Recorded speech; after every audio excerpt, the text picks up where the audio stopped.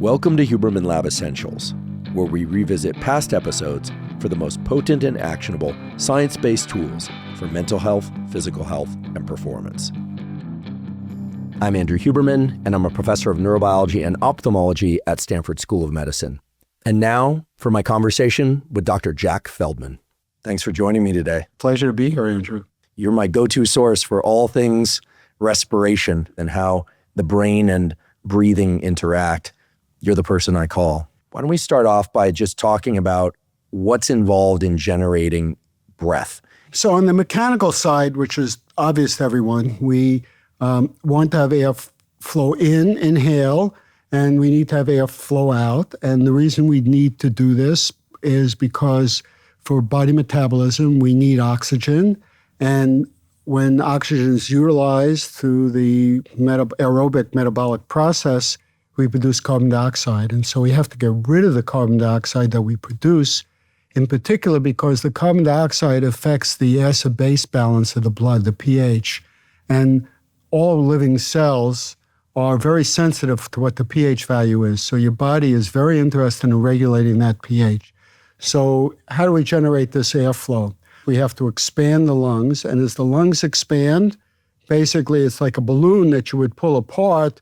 The pressure inside that balloon drops and air will flow into the balloon. That lowers the pressure in the air sacs called alveoli, and air will flow in because pressure outside the body is higher than pressure inside the body when you're doing this expansion, when you're inhaling. What produces that? Well, the principal muscle is the diaphragm, which is sitting inside the body just below the lung. And when you want to inhale, you basically contract the diaphragm and it pulls it down. And as it pulls it down, it's exerting pressure forces on the lung. The lung wants to expand. At the same time, the rib cage is going to rotate up and out, and therefore expanding the cavity, the thoracic cavity. At the end of inspiration, under normal conditions when you're at rest, you just relax. And it's like pulling on a spring. You pull down a spring and you let go and it relaxes. Where does that activity originate? The region in the brainstem. That's once again this region sort of above the spinal cord, which was critical for generating this rhythm. It's called the Pre-Bötzinger complex. This small site, which contains in humans a few thousand neurons, it's located on either side and works in tandem. And every breath begins with neurons in this region beginning to be active. And those neurons then connect ultimately to these motor neurons going to the diaphragm and to the external intercostals, causing them to be active and causing this inspiratory effort. When the neurons in the Pre-Bötzinger complex finish their burst of activity, then inspiration stops, and then you begin to exhale because of this passive recoil of the lung and rib cage. Is there anything known about the activation of the diaphragm and the intercostal muscles between the ribs as it relates to nose versus mouth breathing? I don't think we fully have the answer to that. Clearly, there are differences between nasal and mouth breathing.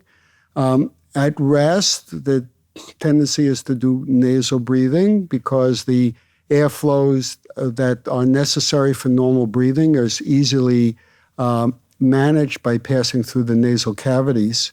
However, when your ventilation needs to increase, like during exercise, you need to move more air. You do that through your mouth because the airways are much larger then, and therefore you can move much more air. But at the level of the intercostals and the diaphragm, their contraction is almost agnostic to whether or not the nose and mouth are open.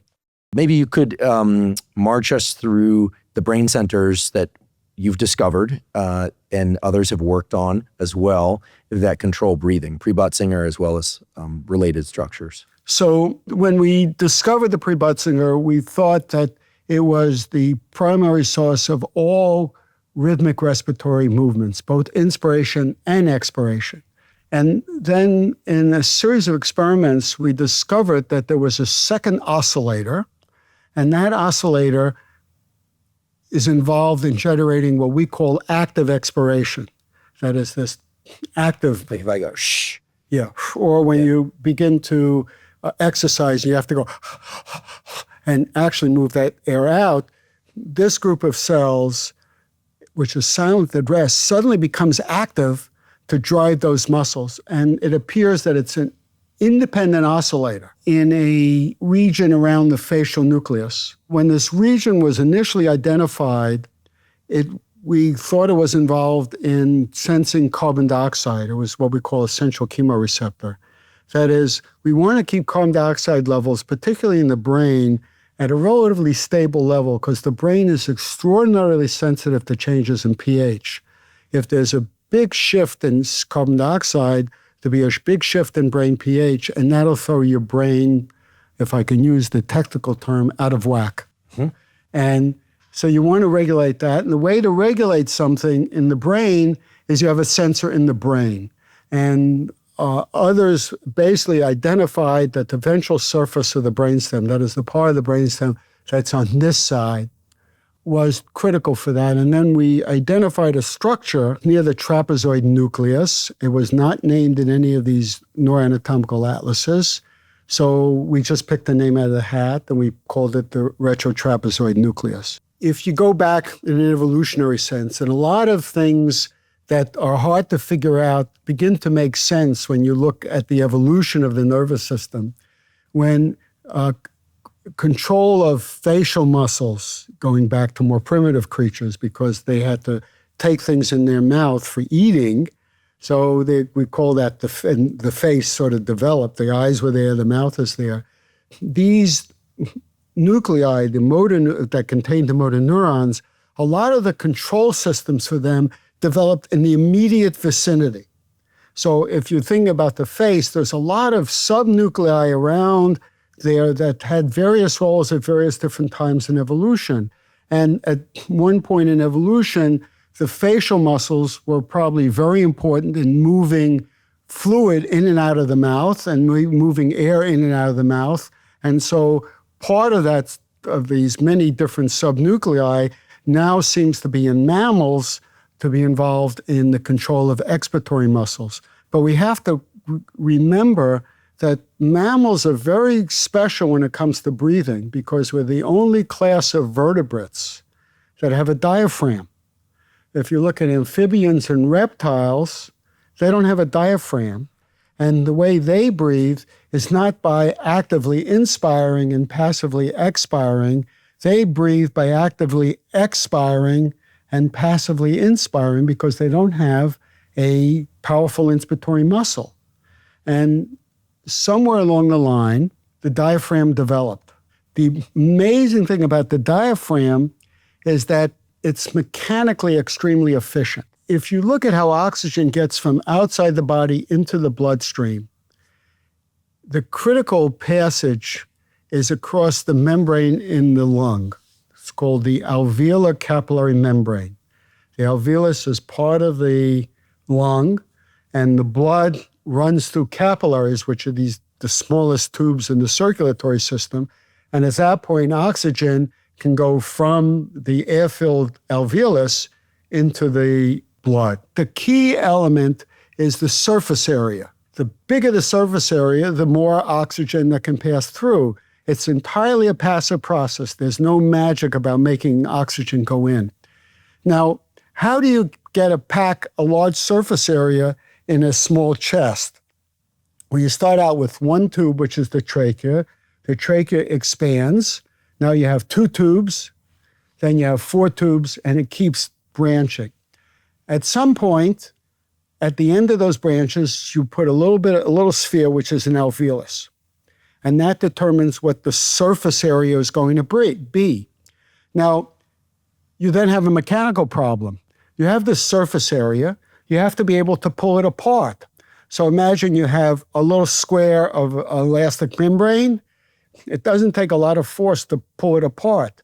But now if you increase it by 50 times, you need a lot more force to pull it apart. So amphibians who were breathing not by compressing the lungs and then just passively expanding it weren't able to generate a lot of force. So they have relatively few branches. So if you look at the surface area that they pack in their lungs relative to their body size, it's not very impressive. Whereas when you get to mammals, the amount of branching that you have is you have 400 to 500 million alveoli. So you have a membrane inside of you, a third the size of a tennis court, that you actually have to expand every breath. And you do that without exerting much of you don't feel it. And that's because you have this amazing muscle, the diaphragm, which because of its positioning, just by moving 2/3 of an inch down, is able to expand that membrane enough to move air into the lungs. At rest, the volume of air in your lungs is about 2.5 liters. When you take a breath, you're taking another 500 milliliters, or half a liter. That's the size maybe a little of my fist. So you're increasing the volume by 20%. But you're doing that by pulling on this 70 square meter membrane. But that's enough to bring enough fresh air into the lung to mix in with the air that's already there, that the oxygen levels in your bloodstream goes from a partial pressure of oxygen, which is 40 millimeters of mercury, to 100 millimeters of mercury. So we have this amazing mechanical advantage by having a diaphragm. Do you think that our brains are larger than that of other mammals in part because of the amount of oxygen that we have been able to bring into our system? I would say a key step in the ability to develop a large brain that has a continuous demand for oxygen is the diaphragm. Without a diaphragm, you're an amphibian. Over the years, whether it be for yoga class or a breathwork thing, or you hear online that we should be breathing with our diaphragm, that rather than lifting our rib cage when we breathe and our chest, that it is healthier, in air quotes, or better somehow to have the belly expand when we inhale. I'm not aware of any particular studies that have really examined the direct health benefits of diaphragmatic versus non-diaphragmatic breathing. But if you don't mind commenting on anything you're aware of as it relates to diaphragmatic versus non-diaphragmatic breathing, that would be, I think, interesting to a number of people. In the context of things like breath practice, I'm a bit agnostic about the effects of some of the different patterns of breathing. Clearly, some are going to work through different mechanisms, and we can talk about that. But at a certain level, for example, whether it's primarily diaphragm or you move your abdomen or not, I am agnostic about it. I think that the changes that breathing induces in emotion and cognition, I have different ideas about what the influence is, and I don't see that primarily as which particular muscles you're choosing.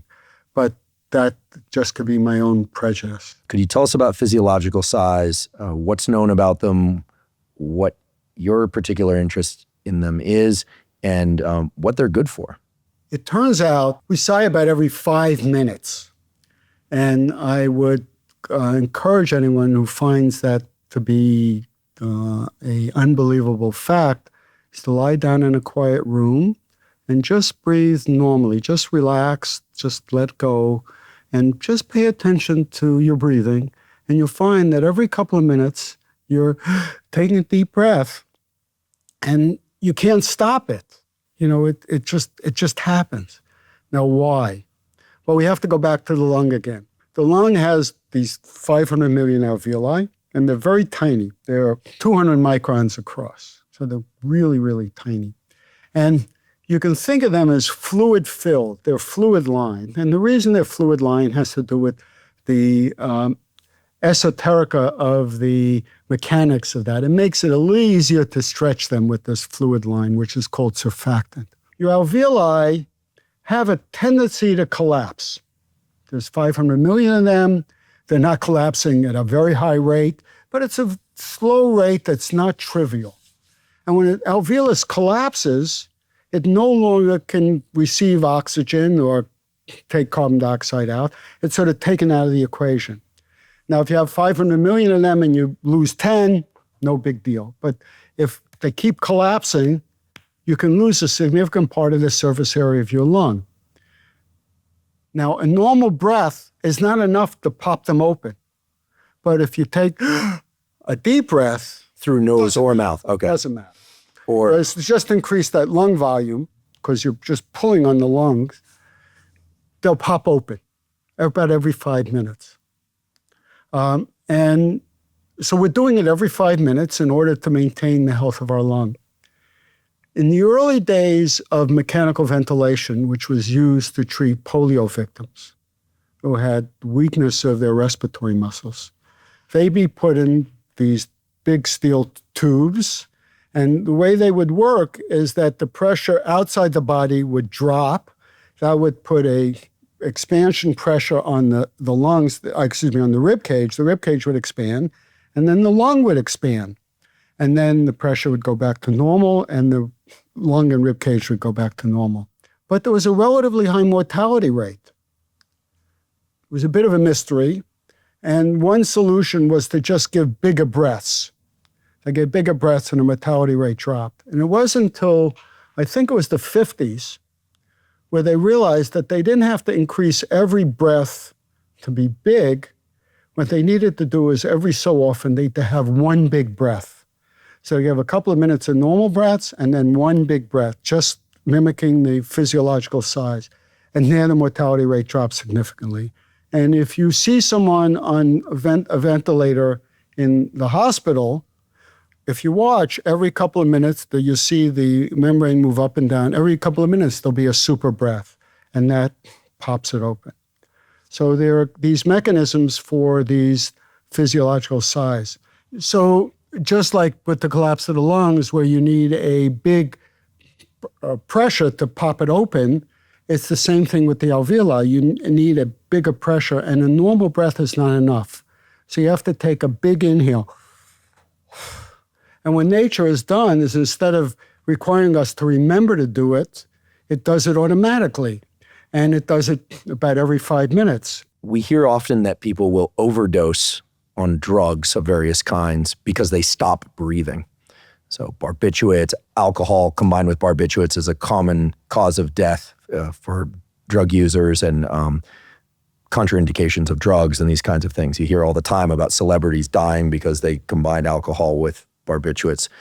Is there any evidence that the sighs that occur during sleep or during states of, deep relaxation and sedation, that sighs recover the brain?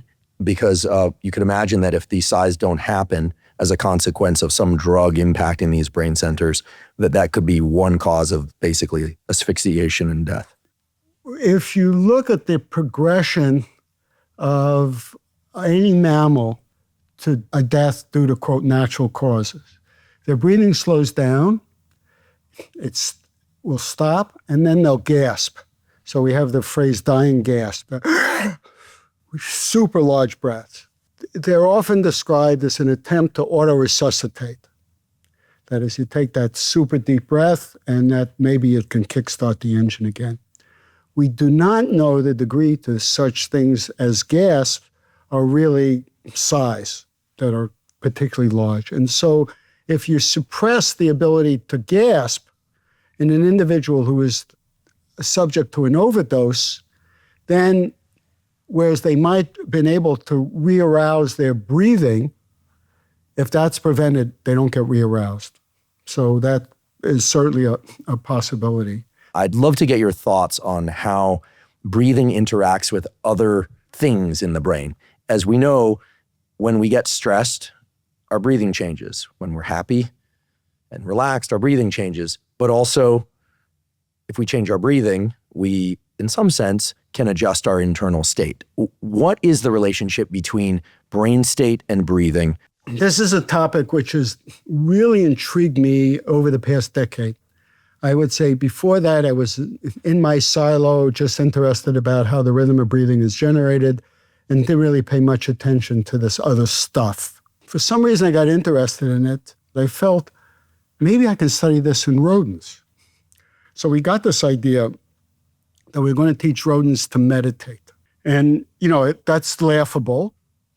But we said, but if we can, then we can actually study how this happens. So I was able to get a sort of a starter grant, an R21 from NCCIH. That's the National Complementary Medicine Institute. A wonderful institute, I should mention. Our government puts major tax dollars toward studies of things like meditation, breathwork, supplements, herbs, acupuncture. This is, I think, not well known, and it's an incredible thing that our government does that, and I think it deserves a nod. I totally agree with you. I think that it's the kind of thing that many of us, including many scientists, thinks is too woo-woo and unsubstantiated, but we're learning more and more. We used to laugh at neuroimmunology. There were all these things that we're learning that we used to dismiss, and I think there's real nuggets to be learned here. So recently, we had a major breakthrough. We found a protocol by which we can get awake mice to breathe slowly. In other words, whatever their normal breath is, we could slow it down by a factor of 10, and they're fine doing that. We did that 30 minutes a day for 4 weeks, okay, like a breath practice. And we had control animals where we did everything the same, except the manipulation we made did not slow down their breathing. We then put them to a standard fear conditioning, which we did with my colleague Michael Fanzelo, who's one of the real gurus of fear. We measured a standard test that put mice in a condition where they're concerned to receive a shock, and their response is that they freeze. And a measure of how fearful they are is how long they freeze. The control mice had a freezing time which was just the same as ordinary mice would have. The ones that went through our protocol froze much, much less. The degree to which they showed less freezing was as much as if there was a major manipulation in the amygdala, which is a part of the brain that's important in fear processing. I'll just pause you for a moment there, because I think that you're talking about a rodent study, but I think the benefits of doing rodent studies that you can get deep into mechanism, and for people that might think, well, we've known that meditation has these benefits. Why do you need to get mechanistic science? I think that one thing that's important for people to remember is that, first of all, as many people as one might think are meditating out there or doing breath work, a far, far, far greater number of people are not, right? I mean, the majority of people don't take any time to do dedicated breath work nor meditate. So whatever can incentivize people would be wonderful. But the other thing is that it's never really been clear to me just how much meditation is required for a real effect, meaning a practical effect. People say 30 minutes a day, 20 minutes a day, once a week, twice a week. Same thing with breath work. Finding minimum or effective thresholds for changing neural circuitry is what I think is the holy grail of all these practices. And that's only going to be determined by the sorts of mechanistic studies that you describe. One of the issues, I think, for a lot of people is that there's a placebo effect. That is, in humans, they can respond to something even though the mechanism has nothing to do with what the intervention is. And so it's easy to say that the meditative response has a big component, which is a placebo effect. My mice don't believe in the placebo effect. And so if we could show there's a bona fide effect in mice, it is convincing in ways that no matter how many human experiments you did, the control for the placebo effect is extremely difficult in humans. In mice, it's a non-issue. So I think that in of itself would be an enormous message to send. Excellent, and indeed a better point. A 30-minute-a-day meditation in these mice, if I understand correctly, the meditation, we don't know what they're thinking about. It's breath practice. Right, so it's breath practice. Right. So because presumably they're not thinking about their third eye center, lotus position, levitation, whatever it is. They're not instructed as to what to do, and if they were, they probably wouldn't do it anyway. So 30 minutes a day in which breathing is deliberately slowed or is slowed relative to their normal patterns of breathing. Got it. So the fear centers are altered in some way that creates a shorter fear response to a foot shock. Right. What are some other examples that you are aware of from work in your laboratory or work in other laboratories for that matter about interactions between breathing and brain state or emotional state? I want people to understand that when we're talking about breathing affecting emotional and cognitive state, it's not simply coming from Pre-Bötzinger. There are several other sites, and let me sort of discuss, I need to sort of go through that. One is olfaction. So when you're breathing, normal breathing, you're inhaling and exhaling. This is creating signals coming from the nasal mucosa that is going back into the olfactory bulb that's respiratory modulated. And the olfactory bulb has a profound influence and projections through many parts of the brain. So there's a signal arising from this rhythmic moving of air in and out of the nose that's going into the brain that has contained in it a respiratory modulation. Another potential source is the vagus nerve. The vagus nerve is a major nerve which is containing afferents from all of the viscera. Afferents just being a signal. Signals too. Yeah. Signals from the viscera. It also has signals coming from the brainstem down, which are called efferents, but it's getting major signals from the lung, from the gut, and this is going up into the brain stem. So it's there. There are very powerful receptors in the lung. They're responding to the expansion and relaxation of the lung. And so if you record from the vagus nerve, you'll see that there's a huge respiratory modulation due to the mechanical changes in the lung. Now, why that is of interest is that for some forms of refractory depression, electrical stimulation of the vagus nerve can provide tremendous relief. Why this is the case still remains to be determined, but it's clear that signals in the vagus nerve, at least artificial signals in the vagus nerve, can have a positive effect on reducing depression. So it's not a leap to think that under normal circumstances, that rhythm coming in from the vagus nerve is playing a role in normal processing. Okay, let me continue. Carbon dioxide and oxygen levels. Now, under normal circumstances, your oxygen levels are fine. And unless you go to altitude, they don't really change very much. But your CO2 levels can change quite a bit with even a relatively small change in your overall breathing. That's going to change your pH level. I have a colleague, Alicia Moret, who is working with patients who are anxious, and many of them hyperventilate. And as a result of that hyperventilation, their carbon dioxide levels are low. She has developed a therapeutic treatment where she trains these people to breathe slower to restore their CO2 levels back to normal, and she gets relief in their anxiety. So CO2 levels, which are not going to affect brain function on a breath-by-breath level, although it does fluctuate breath by breath, but sort of as a continuous background, can change. And if it's changed chronically, we know that highly elevated levels of CO2 can produce panic attacks. Your body is so sensitive, the control of breathing, like how much you breathe per minute, is determined in a very sensitive way by the CO2 level. So even a small change in your CO2 will have a significant effect on your ventilation. So this is another thing that not only changes your ventilation, but affects your brain state. Now, another thing that could affect how breathing practice can affect your emotional state is simply the descending command, because breathing practice involves volitional control of your breathing, and therefore there's a signal that's originating somewhere in your motor cortex. That is not, of course, that's going to go down to Pre-Bötzinger, but it's also going to send off collaterals to other places. Those collaterals could obviously influence your emotional state.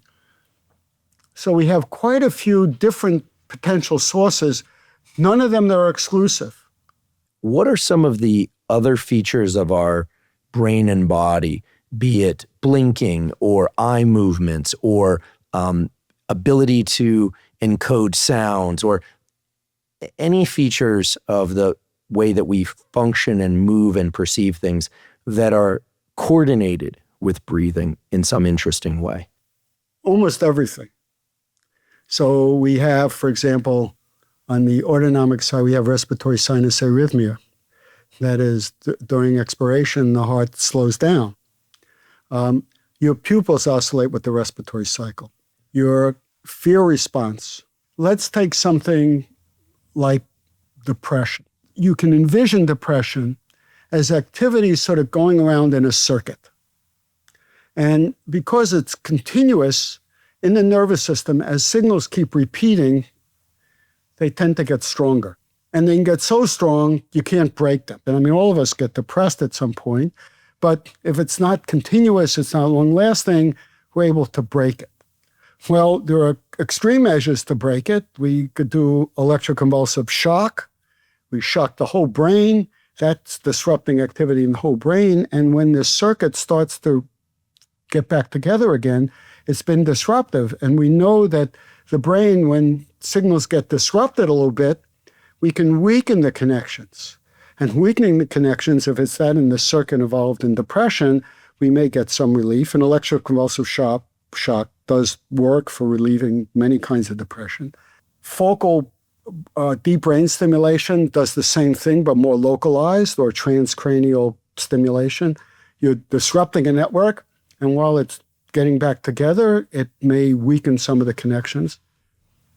If breathing is playing some role in this circuit, and now instead of doing like a 1 second shock, I do 30 minutes of disruption by doing slow breathing or other breathing practice, those circuits begin to break down a little bit, and I get some relief. And if I continue to do it before the circuit can then build back up again, I gradually can wear that circuit down.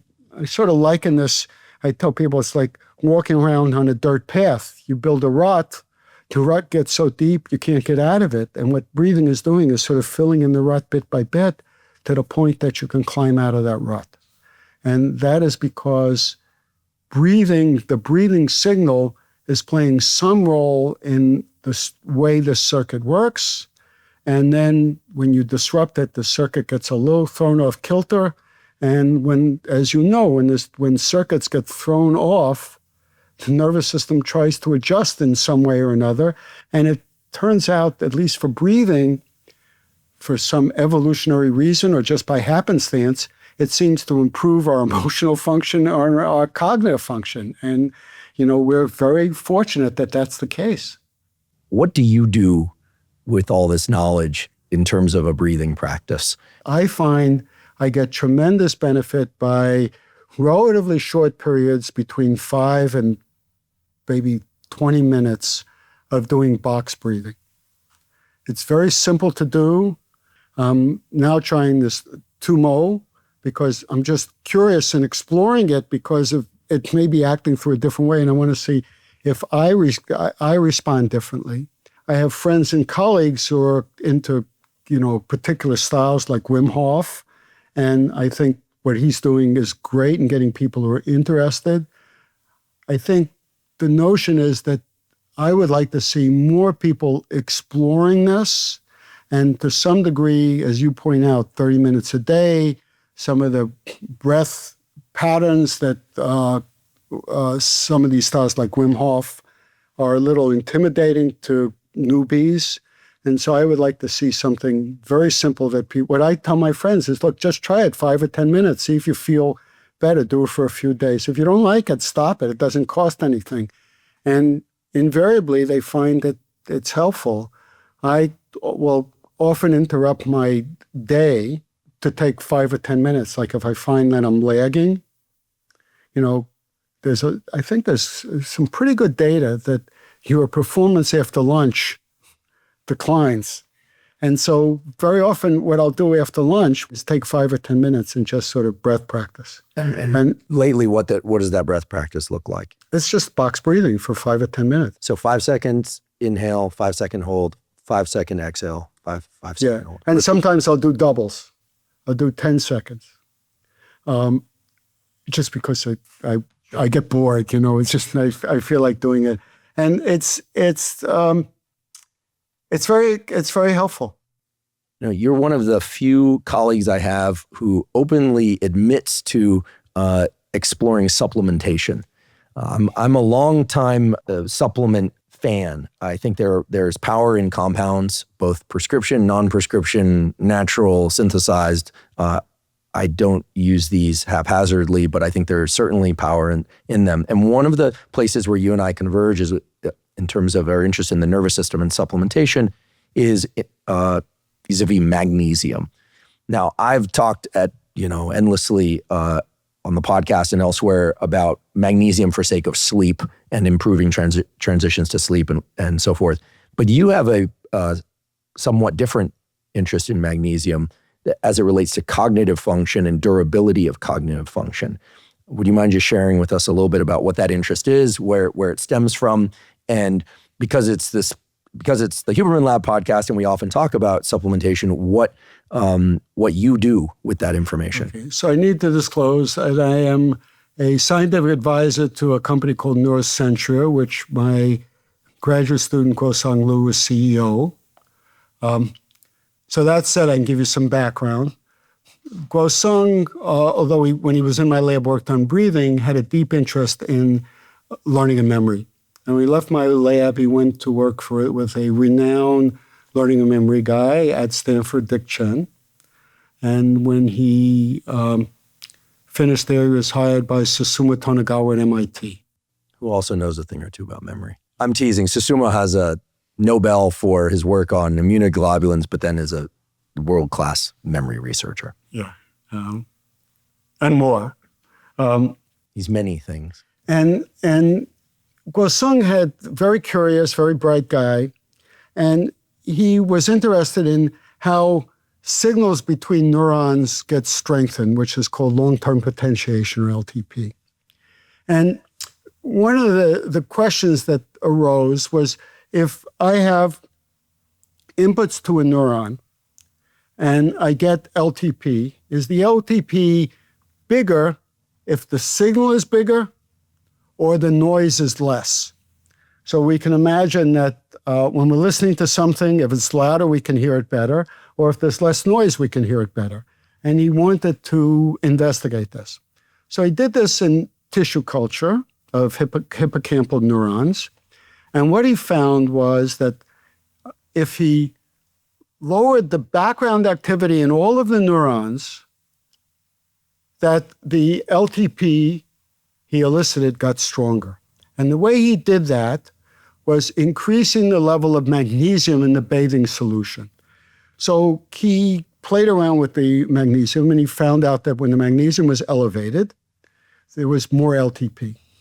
All right, that's an observation in a tissue culture. Right, and I should just mention that more LTP essentially translates to more neuroplasticity, more rewiring of connections, in essence. So he tested this in mice, and basically he offered them he had control mice, which got a normal diet, and one that had one enriched in magnesium, and the ones that lived enriched with magnesium had higher cognitive function, live longer, everything you'd want in some magic pill. Those mice did that. Rats. The problem was that you couldn't imagine taking this into humans because most magnesium salts don't passively get from the gut into the bloodstream into the brain. They pass via what's called a transporter. Transporter is something in a membrane that grabs a magnesium molecule or atom and pulls it into the other side. So if you imagine you have magnesium in your gut, you have transporters that pull the magnesium into the bloodstream. Well, if you had taken normal magnesium supplement that you can buy at the pharmacy, it doesn't cross the gut very easily. And if you would take enough of it to get it in your bloodstream, you start getting diarrhea. So it's not a good way to go. Oh, it is a good way to go. Oh. So I couldn't help myself. Well said. So he worked with this brilliant chemist, Fei Mao, and Fay looked at a whole range of magnesium compounds, and he found the magnesium threonate was much more effective in crossing the gut-blood barrier. Now, they didn't realize at the time, but threonate is a metabolite of vitamin C. And there's lots of threonate in your body. So magnesium threonate would appear to be safe. And maybe part of the role, or now they believe it's part of the role of the threonate, is that it supercharges the transporter to get the magnesium in. And remember, you need a transporter at the gut, into the brain, and into cells. They did a study in humans. They hired a company to do a test. It was a hands-off test. It's one of these companies that gets hired by the big pharma to do their test for them. And they got patients who were diagnosed as mild cognitive decline. These are people who had cognitive disorder, which was age inappropriate. And the metric that they use for determining how far off they were is Spearman's G factor, which is a generalized measure of intelligence that most psychologists accept. And the biological age of the subjects was, I think, 51, and the cognitive age was 61 based on the Spearman G test. Oh, I should say the Spearman G factor starts at a particular level in the population at age 20 and declines about 1% a year. So sorry to say, we're not 20-year-olds anymore. But when you get a number from that, you can put on the curve and see whether it's about your age or not. These people were about 10 years older according to that metric. And long story short, after 3 months, this is a placebo-controlled double-blind study. The people who were in the placebo arm improved 2 years, which is common for human studies because of placebo effect. The people who got the compound improved 8 years on average. And some improved more than 8 years. They didn't do any further diagnosis as to what caused the mild cognitive decline, but it was extraordinarily impressive. So it moved their cognition closer to their biological age. Do you recall what the doses of magnesium threonate? It's in the paper, and it's basically what they have in the compound which is sold commercially. Mm-hmm. So the compound which is sold commercially is handled by a nutraceutical wholesaler who sells it to the retailers, and they make whatever formulation they want. But it's a dosage which is, my understanding, is readily tolerable. I take half a dose. The reason I take half a dose is that I had my blood magnesium measured, and it was low normal for my age. I took half a dose, it became high normal. And I feel comfortable staying in the normal range. But, a lot of people are taking the full dose. At my age, I'm not looking to get smarter. I'm looking to decline more slowly.